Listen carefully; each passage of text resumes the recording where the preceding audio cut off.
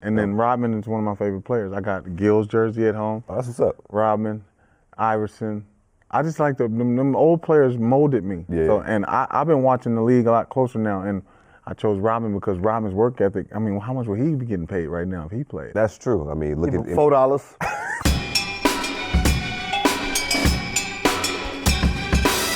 Welcome back to Out of Bounds. I'm Pierce Simpson. We hope that you had a great weekend. On today's episodes, we'll recap Sunday's games and look forward to today's matchups. But first, I'm joined here by Complex Sports editor, Mr. Adam Capparell. Adam, you got bright colors on, so I assume you won some money on last night's games. No? Yes? Maybe? No? No. No, he said no. We took a hit on the Kentucky Derby also. Oh, you bet on the Kentucky. Anyway. Of course. Next to Adam Capparell, as always, is Mr. Gilbert Arenas. You're getting laughs in because he's losing money. You said bright colors. When he's losing, it's always all black. No, I'm just saying it's blue with black under. Right. That's right for this guy. You know what I'm saying? But today we have a special guest on the show. We have streetball legend Bone Collector in the house. Thank you. Bone, for having you're me. probably the only guy outside of a criminal that can wear a white do-rag in public and still make moves. So I'm impressed. That's true. Real talk.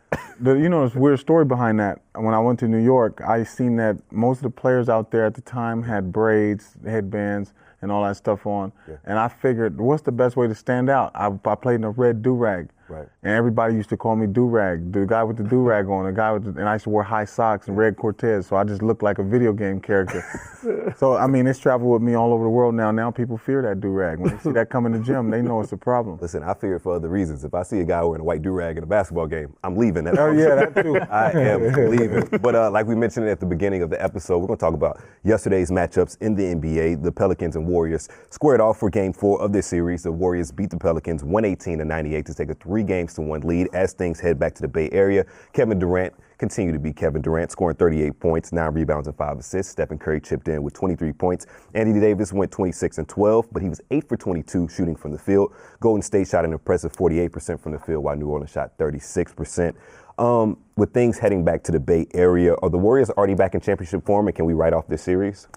I mean, yes. I like how they're playing right now. You know, Steph is back. KD is at his top. Yeah. Clay is going to do what Clay does.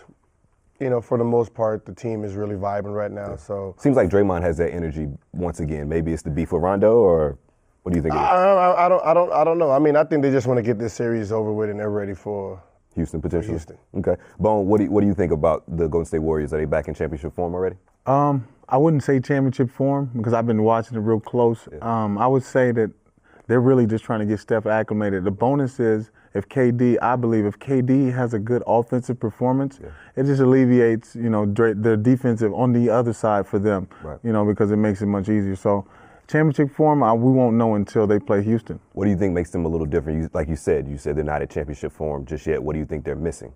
It's always defensive presence at the end of the day. So I don't believe with the way Anthony Davis and the guard Holiday have been scoring. I don't think you can't accept that. Won't be accepted or allowed in the finals or for a championship to be brought back to home because those guards that are coming in, it could be possibly Cleveland, and then you got, the Rockets. Yeah. James Harden is one of the best scoring guards in the league. So. Exactly. Cap, Mirotic and Rajon Rondo struggled. I mean, of course, Rondo for his career has struggled shooting the ball except for this playoffs. They went 3 for 17 combined from the field. Do you think this series is over for the Pelicans?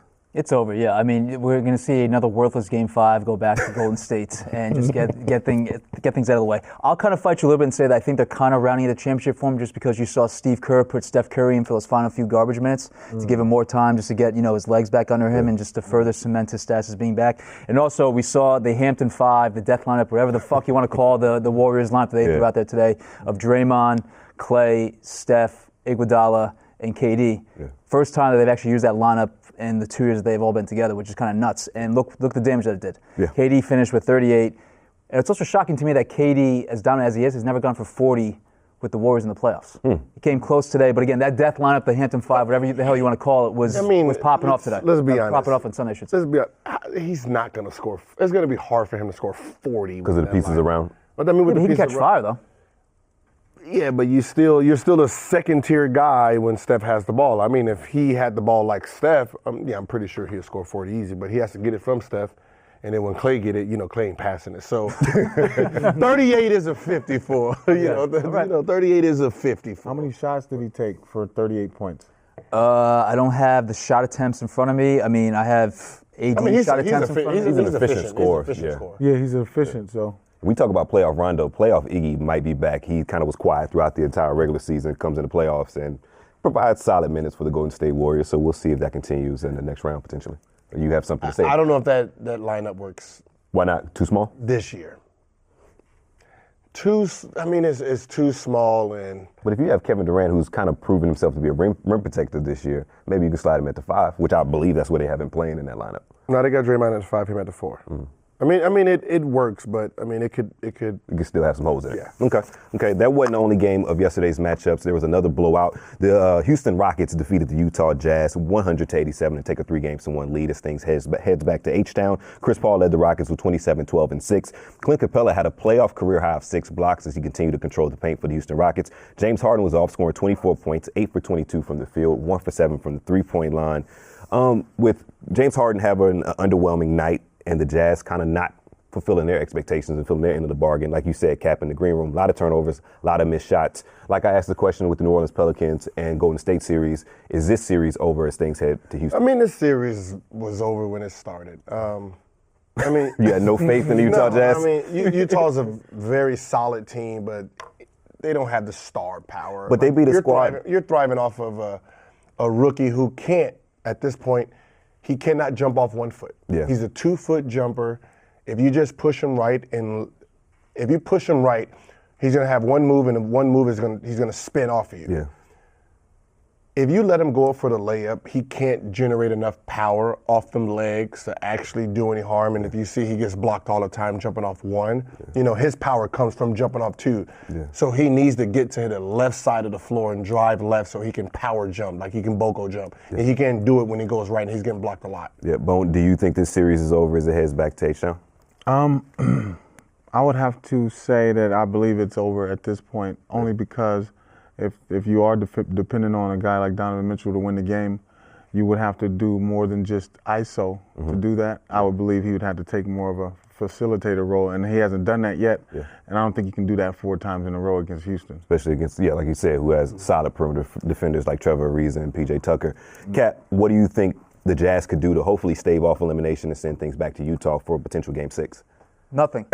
They shot themselves in the foot with the turnovers, the missed layups, the point blank attempts. Like it was staggering watching the game. And if they had hit half of the point blank layups, dunks, whatever the hell you want to classify them as, if they hit half of those that they miss, they're right in that game. They shot themselves in the foot. They probably could have stolen that game from the Rockets. Harden only finished with 24 points and not played particularly well. Yeah. Jazz could have stolen that game and made this more of a series. So after screwing themselves over, kind of what we saw with the Raptors to a degree, it's done with.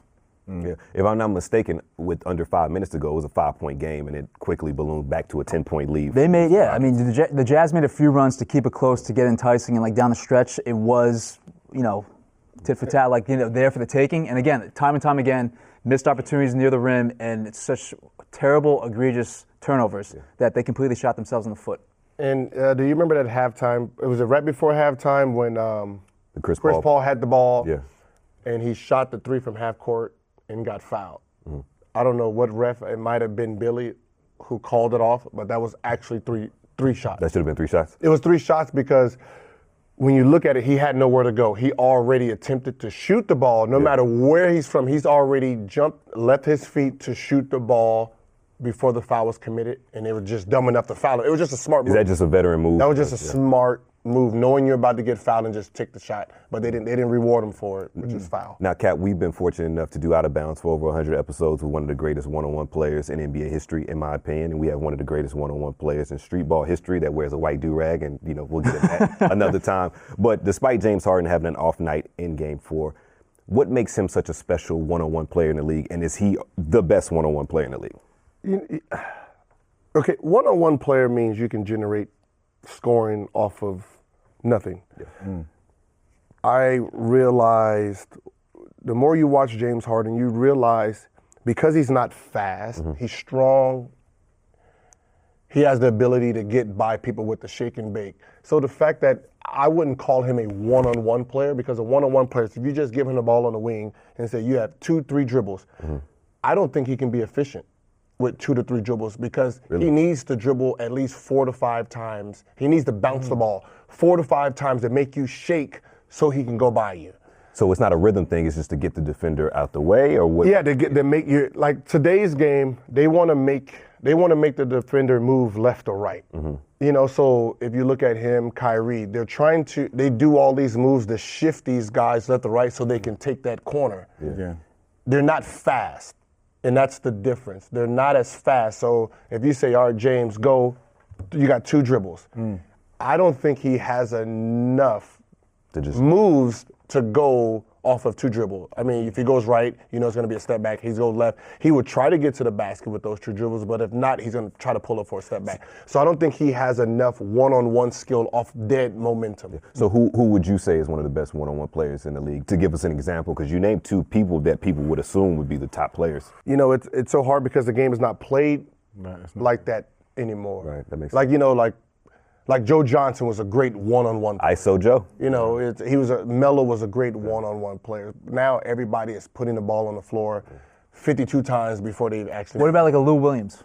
Lou's slinking up to score on guys in different in a one-on-one matchup, doesn't pound the ball into the floor. In a one-on-one matchup, Lou will be great because he has the up fakes, the jabs, and all that to move around. He needs 3 dribbles. I think a guy that you talked about this playoffs that could be a dark horse on this list is Jrue Holiday. Bone, who you eyeing as the best one-on-one players in the league? It's tough for me to say that, best one-on-one, because I view it different. When you spoke on James Harden, I think that we are we're mesmerized by the moves. I've been seeing it for so long that, you know, I'm not really mesmerized per se, because I grew up watching players like Damon Stoudemire and Nick Van Exel. Right. And those guys were crafty the same kind of way. But I think when you want to say ISO players, it would be more difficult to play a person like Jamal Crawford than it would be to. Why do you feel that way? Just because because in an ISO situation, there's no screens, there's no help. That's what we're assuming. Right. I don't believe James. After a while, he would have to, you know, kind of get you on his hip a little bit. Crawford can put you where he needs you to go. So that's what I believe the difference is. A person that can handle the ball good enough can put you where they need you to go. Not saying James can't shift you that way, but it's much easier for him to get you on his hip and then get him, you know, the cross backs and so on and so forth. But so I view it that way. Even a guy like C.J. McCollum, if you give him an ISO, he's going to get by you and he's going to get a shot off because of his ability to put you where he wants you to go. That's a great name. Cap, do you have anybody that you have in mind as far as best? I mean, Lou was the one that came to mind, especially, and again, you talking about how you kind of changed my view of the closer in the game. And Lou came to mind, Jamal came to mind. I mean, I think the obvious ones like the Harden and Kyrie's, again, guys that dribble the ball into the floor too much, kind of makes sense of why they wouldn't be the best one-on-one player per se. Maybe can't quite cook up guys the way you ideally want to. So I think the best example I can give is the one I gave to Gil, which was Lou. Yeah, see, I think fans and just a lot of media out there, they don't understand the difference. Like I always see, like on Instagram, they have like this big one-on-one tournament, and then they always have like LeBron in it. And I'm like, no, he's not a one-on-one player. He's just a game player. You know, there's game players, there's one-on-one players. So just like a shooter, you have your Klay Thompson, and then you have a Steph. Klay Thompson is just straight catch and shoot. You know, Steph moves and shoot. And that's how one-on-one players are. You have one-on-one players who can say, all right, give me the ball, 2 dribbles, let's go, and we're going to play one-on-one, and I'm going to beat the shit out of you. Real quick before we move on to tonight's games, if you're building a franchise, what player are you preferring, a gamer or a one-on-one type of player, if you're a GM? Gamer? I'm taking Kyrie at the one. Taking a one-on-one? But see, I like with Kyrie, he reminded me of Steve Francis. Well, they have all the moves in the world, and they also want to use all those moves. Like, you don't, like, I know you can beat me, but you want to beat me. You don't need I go that way. Yeah. Now you're going to wait for me to come back so you can make me go that way again just to get your shot off. Like, a real killer just says, all right, go, I'm gone. I'm going to just score 40 against you. You can have all the highlights. You can have the highlights with 16 points or 20 points. Like, I really thought Kyrie was going to average 30 this year. And I'm like, he didn't. For a guy who's so clutch, I mean, this man is clutch. It's just he's more of a highlight reel than he is just a straight juggernaut player. I never viewed it that Like, way. it reminds me of how Steve Francis is. If you watch Steve Francis highlight, it's like, all right, I shook you, I got you beat. I can bring you right back. I'm gonna give you the hezzy, pull it, bring it back. Like, Jesus Christ, fucking shoot the ball already. We could have been back down the court by now. That was Cap. What gamer? 1-on-1. You giving me a choice between LeBron or Kyrie or LeBron or So some other dribbler? I'm taking LeBron. Yeah, I'm taking a gamer. But that's a great segue between LeBron and Kyrie Irving, because Kyrie, his current team and his former team will take place tonight in the playoffs. The Celtics have a 3-0 series lead against the Philadelphia 76ers as they look to close up that series. They won 101-98 on Saturday in Game 3. Al Horford hit the go-ahead bucket, clinching the steal off of Brad Stevenson's superior play calling as he continues to show how clutch he is with two of his top players out for this series and have a surprising 3-0 lead. All of us here picked the Philadelphia 76ers to win the series. I picked them in 5 games. I believe y'all picked them in a sweep. I had sweet. So I think I had 5, but yeah. Yeah, had 5. We had them taking care of the Celtics real quick. Right. So the Celtics are up 3-0. They can end things tonight and move on to the Eastern Conference Finals. Ben Simmons has had a shaky playoff series, to say the least. What do you think has gone wrong for the Philadelphia 76ers, and will the Boston Celtics wrap it up tonight? I mean, Philly they're young. Yeah. And it's showing all over this series. And in which ways? Like with someone like Ben, you can get to the basket, we know that. But if you want to have success in this play, you're going to have to shoot a jump shot. You're going to have to pull up for a jumper at some point. You can't keep trying to force it through the middle. Yeah. They're waiting for you. They're sitting there. It's clogged just because of you. If they just let you play regular season basketball and let a 6'11" guy come in there doing everything, they would get blown out. But they're going to say, all right, we're going to let Ben beat us from the outside. We're going to treat him like Rondo. Mm. Do you think that's getting in his head? Because so far he has, going into Saturday's game, is -11. Plus or minus, so obviously. Yeah, I mean, you have a dead shooter out there. Yeah. And that's all it is. You have a dead shooter who refuses to at least take the jump shot. Yeah. It's like you said, they're just sagging off him and shrinking the floor. Bone, what do you think Philadelphia's problem is? Gil alluded to them being young. Do you think that's the same thing? Obviously, being that most of them are, young players, is difficult. But I think also they don't have a veteran to reel them in that's on the floor. Because at the end of the day, the veteran leadership is how you get the job done at the end of the day. And then it's just a difficult, battle for them right now, period, just because I don't believe that Embiid and Simmons are, they're not adjusting to, in the playoffs, you have to adjust to what the team throws at you. You go down 0-2, you adjust from there. Yeah. You're down 0-3. At this point, all your adjustments, the other team is trying to get you out of there. And then what you commented on Ben Simmons not shooting, I mean, I play a basketball every day. When you find out somebody doesn't want to shoot, he's with us, is what we call it. Yeah, 4 on 5. Yeah, so it could be psychologically damaging him, and I think it's going to be tough for him to win this series. Yeah, I mean, Brad Stevens is, again, one of the best coaches in the NBA, and Cap, some of his management of the Celtics' defensive schemes have created this 3-0 series lead. Do you think they wrap things up tonight in Philadelphia and move on to the Eastern Conference Finals? I kind of want to lean that way. Yeah. Sixers are getting it. Sixers are 6.5-point favorites tonight. I kind of want to lean taking the Celtics, but maybe they do rise to the occasion. I really have a great feel on this game. It's like I wanted to say that the Celtics will close it out because maybe the Sixers are so demoralized from that really, really tough loss. They had that amazing shot that Marco Bellinelli hit in the corner. You get, the confetti flies down. People thought you actually won the game, and then you lose in overtime and just, shoot yourself in the foot out of what we saw with the Jazz. So I kind of want to, I hope that the Sixers kind of respond and just show us something for one game, but I don't really have a lot of faith. And I think the biggest key in this series hasn't been Ben Simmons playing like garbage. I think it's been Brad Stevens. Yeah. Like he's been out-coaching Brent Brown and just running circles around him for what he's been doing. So I think he deserves more credit. I'm gonna just say it. What you gonna say? I'm nervous. It's the Meek Mill. It's the Meek. Are you stop? How are you bringing Meek into this? All I'm saying is, it's his fault. Philly was on fire when he was in jail. Man, no. I'm gonna just say it. Philly was. Listen, I'm not gonna say it, but you not happy Meek's home? What I'm saying is, everyone gave him King L. He was known for the biggest loser ever. He's home. All right, he's home, and y'all done lost it. When he was in, everybody was. Philly was a hot spot. You know what? Not inaccurate.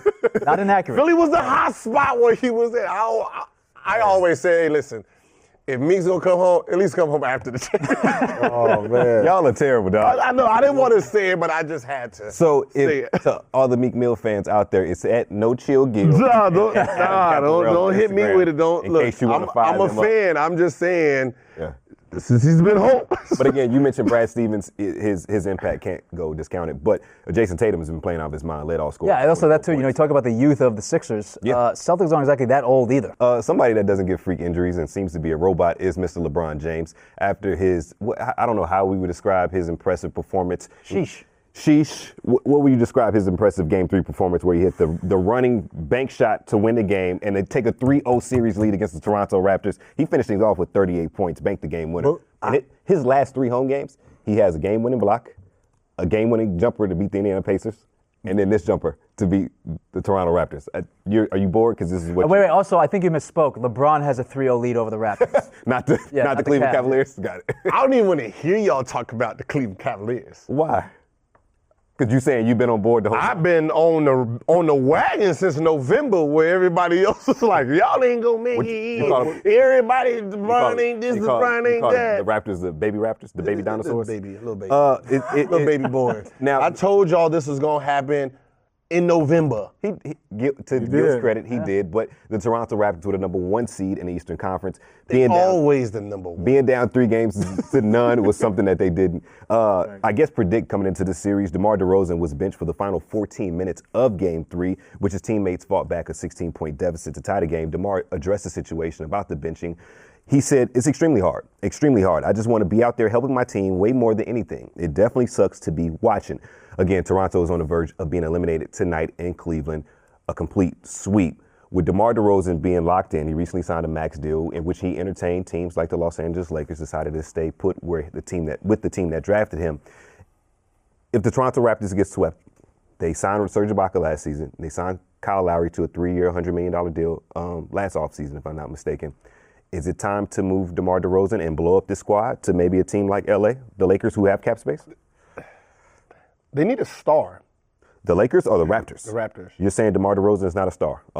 He's an all-star. He's an all-star. He's one of the top players in the league. The reason Raptors, and I'm just going to tell the Raptors this now. I'll finally just say it. The reason you guys can't win in the playoffs is because your star player can't get to the free throw line. Like in this series alone, he shot 3, 2, and 2. If you're a dominant player, and I look at this, I can tell you no matter what move you're going to do, you're going to shoot a jump shot, period. Yeah. You're not going to, as athletic as he is, he doesn't know how to get fouled. So the fact that you can go a whole game being the best, at this point, the second best player on the court in this series, and you can't generate fouls, that means our best player's not getting to the free throw line. That means the best player is not having an inside-outside game. He's not putting no pressure on that defense. Yeah. Like, he's just shooting jump shots.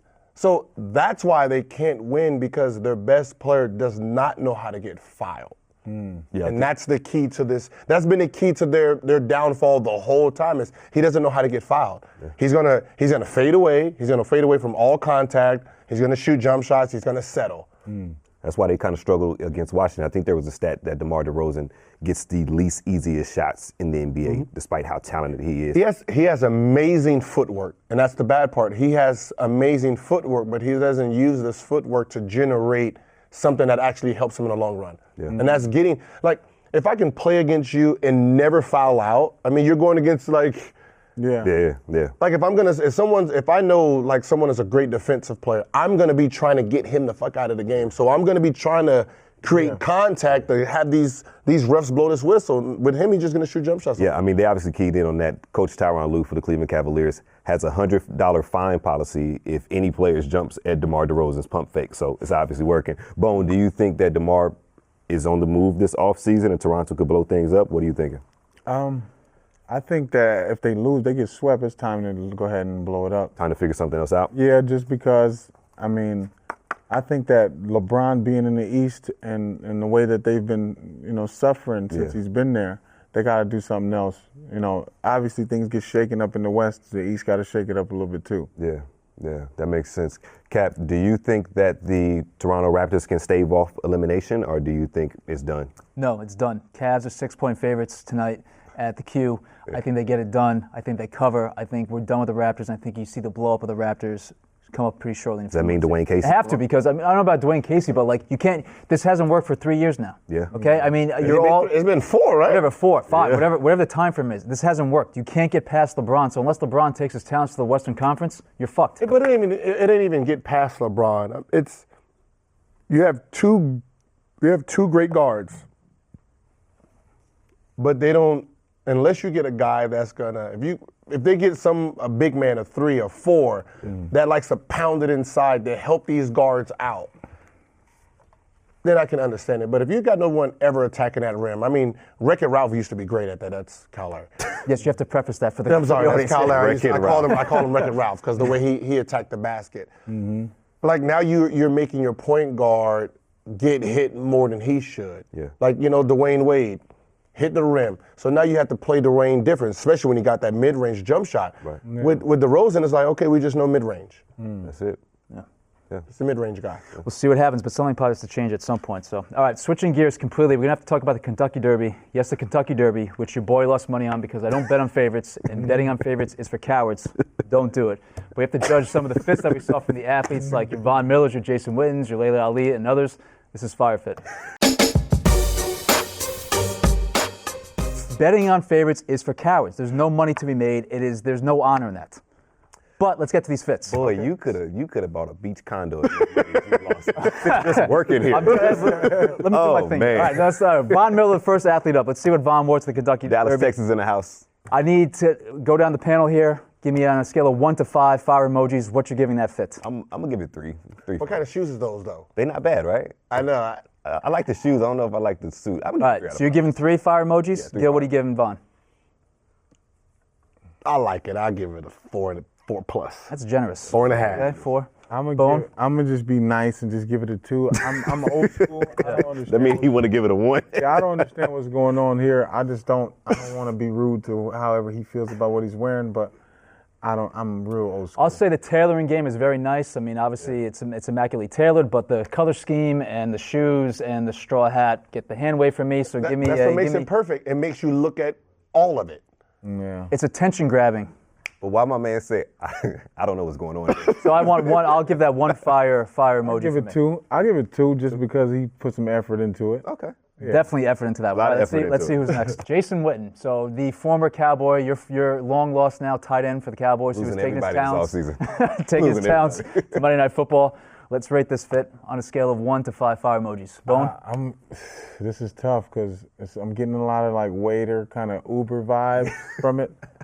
A lot of white guy vibes right there. Yeah, it's just a typical white guy. White guy at the Kentucky Derby. The valedictorian energy behind it gives him about a 3. Okay, that's respectable. 2, it's typical white guy. Him and Little Duval got the same size head, so I'm gonna go 2 flames on that one. Pause that too. I'll give. His head is huge. He's like a bobblehead right there. Yeah. Is this even an outfit? That is just his. Right, I was going to say. This is normal clothes. He's at That's dinner. yes, which is why you should get 1 fire This emoji. is a lunch outfit. We got the That's Cowboys serious. blue. I'm actually going to let me retract. I'm going to give that a 1. A 1. This is a lunch outfit. Swear to God. If you want to give a poop emoji, you can give that 2 also. No, if no, that's I'm gonna available. do that. But that's a 1. That's a 1 for not me. terrible. No, it's not. What I'm saying is, if you have a business meeting and go to something brunch, that's the outfit. Maybe that's what he got after that. But that's the outfit. Right. That's no red carpet stuff right there. Layla Ali is next. I'm not a women's fashion connoisseur, I don't know but I what think to it's a say. nice outfit. Yeah, it's a Let me nice give Layla, I have no idea let me give Layla 4 fire emojis for Yeah, I give it 5. Yeah. Yeah. Okay. I'll give her a 4. Okay. Respectable. I Yeah. like Gil? I mean, she still looks sexy. That's all I do. So 4, 5. What do you? Her? Yeah. I'm giving her a 5. Okay. There you go. Easy enough. That works. I don't know about the outfit. I don't The just hat, go And we with have- the hat threw me off a little bit, but But that's the thing for Kentucky Derby. They wear the crazy hats. It's part of like the whole that's- lore of it. Yeah. All right. We got one more to throw in. Let's see who's the final person we are judging from the Kentucky Derby. Man, who is that? Who the hell is this? nah. Is that the dude from? That's big money right Actually, there. no. This is Joey Fatone from NSYNC. That's big money right there. You know he coming in with like 4-5 hoes. okay. You know he is. I Out of don't. respect for instinct, I'm gonna give him a 2, but he definitely Bone, you got to stop being so nice, man. But listen, let me tell you how I really feel. This is the truth. I'm old school 80s. You can't wear that if it don't fit you right, number one. Number two. He looks pregnant. Yeah. Number two, you can't have your. I've never been cool with your ankles out and all that. Yeah. Like, that's not okay. And then on top of that, you got on the hat. It just ain't. He ain't. Yeah. Cool Listen. right This is we already know what this outfit looks like. This is L.A. Hollywood. Just came from the parking lot, big pimping. You got 3 with you. Y'all probably just hit some lines, and y'all come in and shut the party down. Yeah. That's the outfit right there. That's exactly what that was. For sure, that's what that was. What is the character count on Twitter these days? 260? Can I get 260 poop emojis for that? Because that was truly atrocious. My man. That was Kentucky. He went to Kentucky. He went to Kentucky Derby in that fit. Oh, man. I don't know how I could top what he just described. Yeah, I He gave could- us I the could never go whole on that. story. You like know that's what that outfit is. Yo, that outfit was atrocious. All right, so out of all that we looked at, who are we giving the title of the best fit at Kentucky I Derby? think Whit might have the best fit, though. Layla's winning it for me. She looked nice. But Jason Witten was like, that was. But Layla had the hat Vaughn. on. She had everything, and she also was like, I think, told the riders to well, if you watch the telecast, whatever. Anyway, Yeah. but Layla had some extra duties to do there. She was dressed to the nines, looked very beautiful. Time out. Back it up. Vaughn Back it Miller. up. No, back it up. What? You had so much money riding on the Kentucky Derby that you had to watch the whole telecast. He said if you watch the That telecast. in the Sixers game, yes, we were going No, back I and think forth. Diddy Kids was there. I missed them. How many he have? His 3 girls was there. Oh, okay. Dope. I was wondering because they was dressed. They had the white gloves on and everything. They had white net. gloves. They had the net over, just like. What would you Michael wear to Jackson. Kentucky Derby? I don't know. I didn't know that was a. A thing? I'm not gonna sit there and watch horses run. Becky Hammon is about to make history as the first woman to interview for an NBA head coaching job because she actually have a chance of landing the Bucks head coaching job. So ESPN's Adrian Wojnarowski reported that Hammon, quote, isn't considered a frontline candidate on the Bucks list that includes at least 10 possible candidates, unquote, but she apparently intrigues them. The Bucks clearly think that Hammon is a great basketball mind, and I think everyone in the league agrees that because she comes from the Popovich tree. She's been obviously an assistant with the Spurs for years now. She helped guide the Spurs Summer League team to the title in 2015, and obviously Popovich has spoken very highly of her. And also the Bucks low-key talked to her about the general manager position that was open recently. So Popovich, back in 2015 in a radio interview, spoke highly of Becky and about the possibility of a woman head coach happening sometime in the NBA soon. And he said, quote, I think a female coaching a team these days has got a lot to do with the people on the teams maturing as individuals, as civil members of a society, understanding that it's not about any of those things. It's about talent, it's about respect, and I think, people like Becky, over time, who gain respect and people understand that this is possible, it can happen. So, again, Hammon is one of, 10 candidates right now for this head coaching job. Do we think in any way, shape, or form that she has a legitimate shot as emerging as the first female head coach in NBA history? Becky with the straight head? Nope. This guy dropping Beyonce lyrics and everything. I'm unsure of the politics inside the Milwaukee Bucks organization, but I think she's well qualified to be an NBA head coach. We've seen her come from the Popovich tree. We've seen her win the Summer League Championship 2015. Why is she not qualified? Why is she not qualified? She's a well-decorated player, now a well-decorated coach. She's succeeded at every level of basketball that she's competed in and coached in. I think she would be excellent. There's been women's programs that have gone after her, men's college programs that have gone after her also. I mean, she is a candidate that people keep asking for every offseason. And let's look at the Greg Popovich coaching tree of recent years. You got Mike Budenholzer, although things went bad in Atlanta recently. That team won 60-something games in 2015. Listen. You got Brent Brown, Right, who led the Sixers back to... Fire away. We're talking about men's basketball, right? Yeah. She could get hired, but I'm trying to figure out what the lawsuit's going to be after she gets fired. Uncomfortable workplace. Because we're talking about men, alpha males, who, if you're my coach and I don't like you subbing me out, you bitch ass, blah, blah, blah. That's what a locker room does. We go at our coaches. We go to our assistant coaches. We call them everything under the sun. What happens when one of these players call Becky a name she doesn't feel comfortable with? Upstairs, whose side are going to go on? The players. She gets canned. Lawsuit drops. Yeah, but we can counter you by I can fast forward. That's going to happen. But we can counter you by saying that she's been an assistant in the NBA for years now. She hasn't had some derogatory term thrown her way at some point? If I'm a team, before I hire her, I'll just interview every female ref.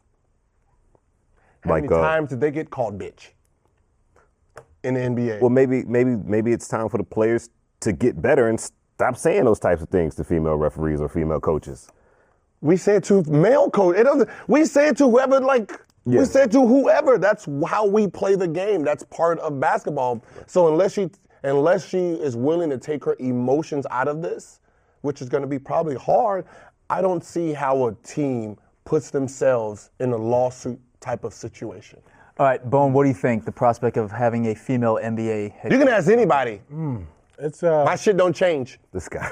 It's for me, it's only tough because at the end of the day, I'm looking at it as a player, and I'm not in the NBA, but I've been playing for a long time, and if one thing I like from my coach is there's a level of respect I like to earn from my coach. I'm not sure how guys will assess that when they say I'm playing for this young woman, I'm playing for this young lady. I've never played for a female coach, so it'll be interesting to see how guys will perform. But I think it'll be almost like a catch-22 for her, because if she even remotely fails, it's going to be because she's a woman. I mean, there's going to be a massive amount of attention if she does get a head coaching job at some point. I just worry for this case, for her interviewing with the Bucks, I wonder if, number one, if it's more of a novelty thing for them, because it doesn't, the way Woj is reporting that she's not a serious candidate. They're like, well, why are you actually, I mean, it's good to get interview experience, blah, blah, blah. But in the grand scheme of things, are you kind of making a charade of it? Almost kind of like what they do with the Rooney Rule in the NFL. I definitely think the Rooney Rule has become a charade at this point. But if you look at her track record and you look at her resume and you look at all the things she's accomplished, if this was a man, it would be a no-brainer. People that's one of the top candidates in the league. I think she's one of the top coaching candidates in the NBA, but nobody is giving her enough respect. Okay, listen. Like the things you're saying, I understand, but I think she can handle that. Tyronn Lue can't handle it. Tyronn Lue. You telling me if she was the coaching of Cleveland this year? Oh, it'd be a problem. But Gil, this year, but Gil, put her on Cleveland this year and say, coach that team. We've seen motherfuckers throw soup at motherfuckers. Like, come on, let's how many coaches? We've seen motherfucking assistant coaches get soup tossed at their But be honest, though. How many? What do you think is going to happen to her if she makes one bad sub? But how many coaches in general can handle that Cleveland Cavaliers environment? It's not too many, male or female. But there's a difference. But a female brings in a whole different element. Yeah. See, I don't feel comfortable. Like we're all watching it unfold. I don't feel comfortable in this environment. A man can't say that. If Tyronn Lue says, I don't feel comfortable in my environment, get the fuck out the locker room. I mean, I think she's one of the most qualified candidates to coach an NBA team in the league. She's coming from the Popovich tree. She has a decorated resume. She can come from whoever tree. She's succeeded at every level. I think she should get this Milwaukee Bucks coaching job, and I think she was one of the best candidates for the New York Knicks head coaching job, if we keep it honest. Well, we could talk about that, for days and days. Okay, but do you think a female coach can handle this if 99% of these coaches can't? I think she can. Male coaches. Who's played? I'm going on record. I think she can. If I played for Tyronn Lue and he told me something, who the fuck are you? You got stepped over. Shut up. And that's how he gets treated by his players. But Gil, that's on y'all to be better. That's on the players to be better. It's not on Becky Hammon. It's not on Becky Hammon. It's not on Becky Hammon. Same reason there's no female referee in football yet. There's just. But again, if that's the case, because what ends up happening is you're setting yourself up. It's a lawsuit. You're setting yourself up lawsuit because us players are going to get better until we get mad. I believe the NFL has had women referees in preseason games. I don't know about regular season games, but also I agree with you. I mean, just give her a shot, see if she can handle it, and why can't she? Why can't she? Yeah. If you have tough skin, I mean, you have to have tough skin to survive in the league. If she's been in the league for this long, she definitely has tough skin. I'm talking about there's a difference between assistant and the head coaching job. Is it a big difference? Listen, she's more qualified than Derek Fisher, and the Knicks gave him a head coaching job. And you see how bad he got. Again, we can let's leave the Knicks out of it. Leave the Knicks out of it. Leave the Knicks out of it. You said she was a head candidate for that, G. I mean, listen, she would have been better than a lot of those coaches that y'all interviewed for the Knicks. I've seen her resume. 100%. That's a topic. I've seen her resume. That's a topic for another day. But fellas, 24 years ago, an unprecedented upset happened in the NBA where AFC knocked off a 1 seed, and we're going to highlight that momentous occasion. This is On This Day. Fellas, on May 7th, 1994, the Denver Nuggets, AFC, beat the Seattle Supersonics 98-94 in overtime of Game 5 to be the first 8th seed in NBA history to eliminate a 1 seed. The Nuggets won 3 straight games after being down 2-0 in their series. The Sonics had Sean Kemp, Gary Payton, and Detlef Schrempf, all members to go on to be all NBA participants. The upset was iconic because you remember the footage of Dikembe Mutombo holding the basketball and just excited and happy. Where do you think this Denver win ranks in upset history in the NBA? You don't have no comment on it? You're asking my opinion as this upset or the biggest upset in NBA history? The biggest upset in NBA history was the Cavs in the championship when they took over. I think you got a point there. When they were down 3-1. 3-1 in the championship. 73-win team. I mean, winning 3 games out of a 5 series, that seems more doable than in the championship. So. But see, they had LeBron. This team had Dikembe.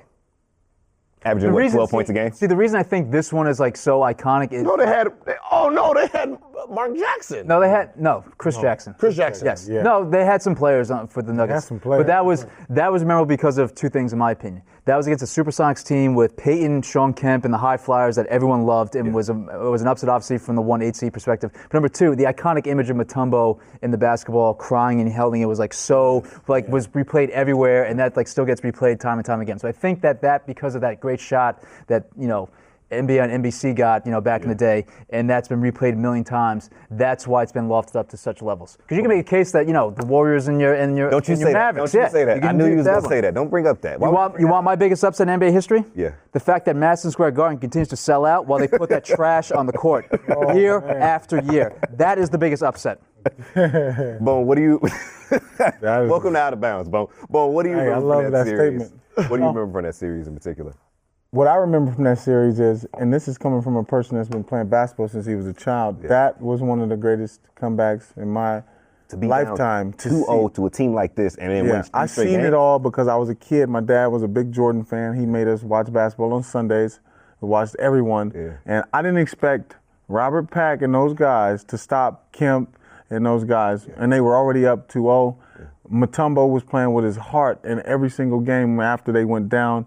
And I just remember that when he gripped that ball, I felt like I was holding on to it with him because there was just so much emotion built up at the time. So for me, it was probably one of the greatest comebacks ever. Yeah, it was impressive. I think we had a conversation in the green room about super teams in the NBA, and this squad was like the last trio to have all NBA members on the team, and they lose in the first round. Also a great example of why the NBA should go back to the 5-game first-round series. I was just about to ask that. If this more was a chaos, more series, upsets like that was an awesome moment for the NBA. Yes. It was a pretty awesome moment. Another awesome moment of Bone Collector being on Out of Bounds. Brother, how did you enjoy being on here, man?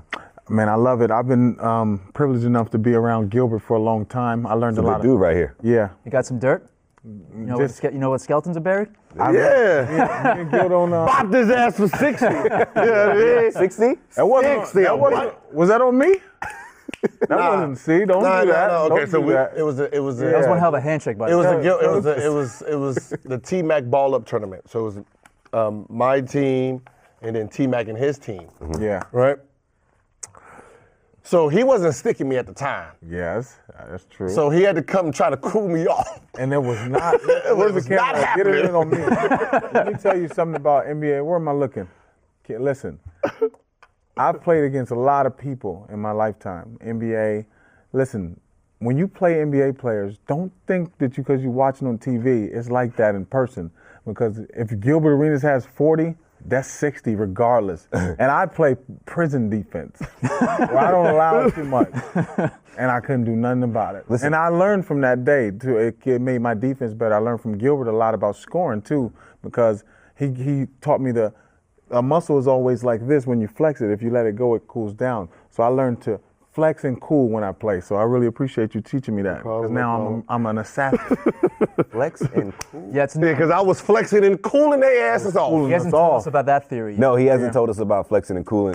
Remember, I said the white do-rag. He says prison defense. See how it all comes together? You know what I'm saying? See how it all comes together? Bone Collector, we appreciate you stopping by Out of Bounds. Having me. For Adam Caparel, once again, Bone Collector, Gilbert Arenas, I'm Pierce Simpson. We'll see you again tomorrow. This is Out of Bounds. I'm guarding Gil. If you put your hand down, that shot is going up. Okay. If you put your hand up, he's bringing it right down. But it's simultaneous. It's just like your muscle. I assessed it that way. So the theory of flexing and cooling is looking at someone's arms to figure out what they're going to do? It's an energy behind it. Okay. I'm playing defense and I'm watching him. I can tell automatically by the steps he's taking whether he's going to drive or shoot. Okay. And you learn that from getting scored on, unfortunately, long enough. But that's what I said. But I grew up playing one-on-one style. Yeah. So with one-on-one style, I'm just assessing what he's good at, what he's great at. So if I know he's a guy who likes to jam up, when he's getting ready to jam me, I'm moving to on. Because you got to remember, a great defender, he can't jam you and move back at the same time.